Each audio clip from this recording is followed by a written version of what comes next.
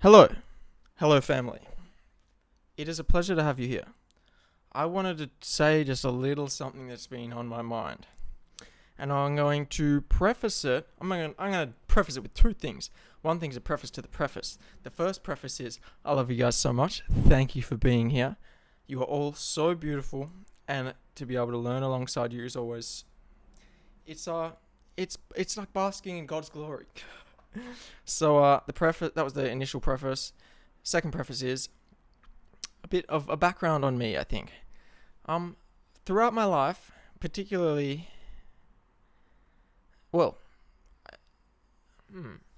I would say from like mid-teenage, like 15 onwards, I've had a very kind of thirst for knowledge. Like, I've wanted to know things. I've wanted to figure out the world. I wanted to know what things are. What's going on in this experience. It's always seemed very odd that I'm here and that existence is, and that we have these bodies and what's going on, and that has kind of profoundly led my research into what the hell is happening. And a lot of that has been purely intellectual in terms of just like thinking about things, not so much actual plans to do with the world or anything like that, but just expanding how we think, expanding what we know, because what we know is always infinitely smaller than what we don't know.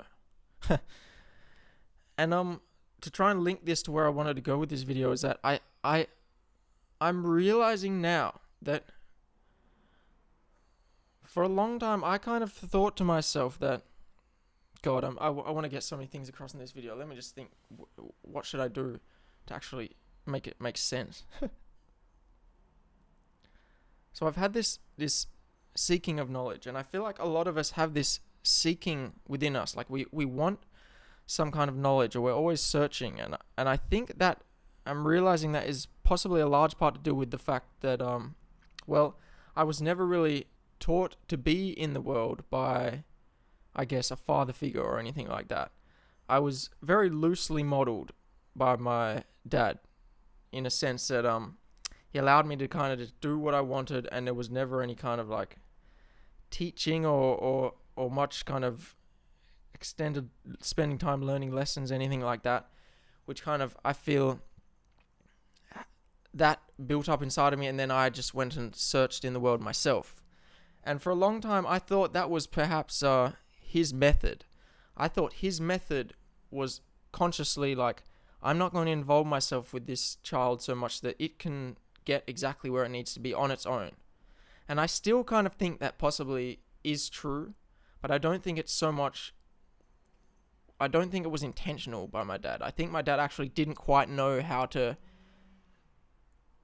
pass on information or the knowledge that is required, and kind of unintentionally, perhaps to an extent, allowed me to do that on my own, which was what I needed. But at the same time, I think it was almost like nature or divine will that allowed that to happen. And I don't think my dad was so smart to leave me alone and have me learn everything on my own. Which leads me to something I'm realizing now, is that I think people out there, specifically people that listen to my music, who, obviously there's not a majority of them here. There's in fact a very small family here, which I am greatly thankful for. This circle of people that comes to these videos are the center of the RAZE family. Even if you don't even listen to the music that much. Honestly, this is the thing that is important to me, because I want to be a vehicle through which those who are seeking meaning can come to me and use my knowledge as knowledge that they can use in the world. I want to be a father to the kind of youth out there without fathers, I guess I'm saying. And I don't want to like fuck a bunch of women and actually make kids and have my own kids, because I don't really give a fuck so much about that. You all are my children. You all are my siblings. You know, I honestly feel that way about you. And I want what is best for you. And I know that for you to find what's best for you, You need a light. And that light is a certain knowledge, a certain wisdom, which does exist in the world, but it is hidden. And I feel it's possibly my role in the world to maintain at least what little... To maintain, I guess, the non... It's a hard thing to put into words, hey? But I think my role is to keep the connection to the occult, that which is not seen, that which is hidden. Occult is a word I'm very interested in, and it has a very negative connotation societally, but occult simply means by the word that which is hidden, that which is not revealed to us. The knowledge that you can find within the Bible, within the Christian Bible, is occult knowledge, because you have to read into it. You have to piece together the moral lessons, read between the stories. It's not displayed right in front of you. The same is with every religion, every spiritual text. All of these things point to something behind the veil of existence, which I believe is increasingly becoming thicker. The veil through which we need to penetrate is becoming thicker, and that, I think, is the reason I've arrived in the world, to allow for the penetration through that veil into the unknown, into the occult. And we do this through learning, through understanding, through knowledge, and through wisdom. And that guides us as a light through the world. Again, the metaphor of the forest. If the world is constantly coming up in front of us, appearing as a thick forest that we have to chop through, then how we get through the forest is our knowledge. Our knowledge is our weapon to traverse through the world. And yeah, I've realized that I've come to that certain knowledge that I think my dad didn't know how to get to me, but actually got to me without knowing how to get to me, because it's not me or him trying to transfer anything between me and him. It's actually just nature. It is divine will. It is karma moving forward.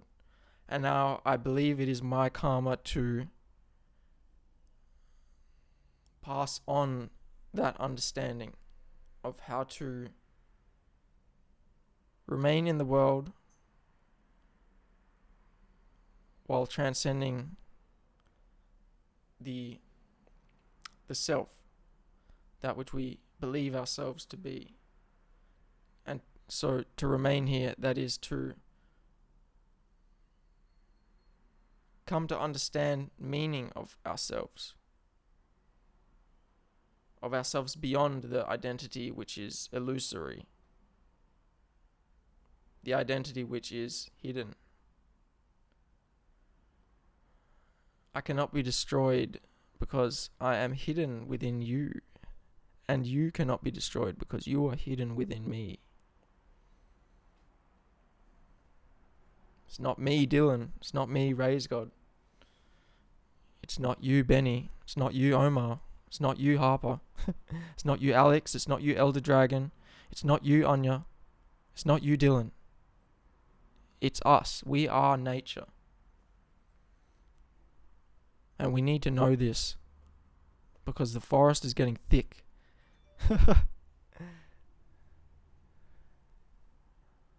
We are getting thick, motherfuckers. I don't know what I mean by that. But I love you guys. I just wanted to get that across, that I feel like there's some kind of parental role I feel like I need to fulfill for those who are young and without someone who is egging them on to seek knowledge, to seek wisdom, to seek the light which will allow them to live and pass through the world with confidence that they are nature, that they are what is, that they are the very heart of existence itself being expressed. This is my ultimate goal. Music is one of the vessels that I guess I pour some of this field into, but this is the main trajectory. Music will be discarded. Everything will be discarded apart from sharing the ultimate knowledge of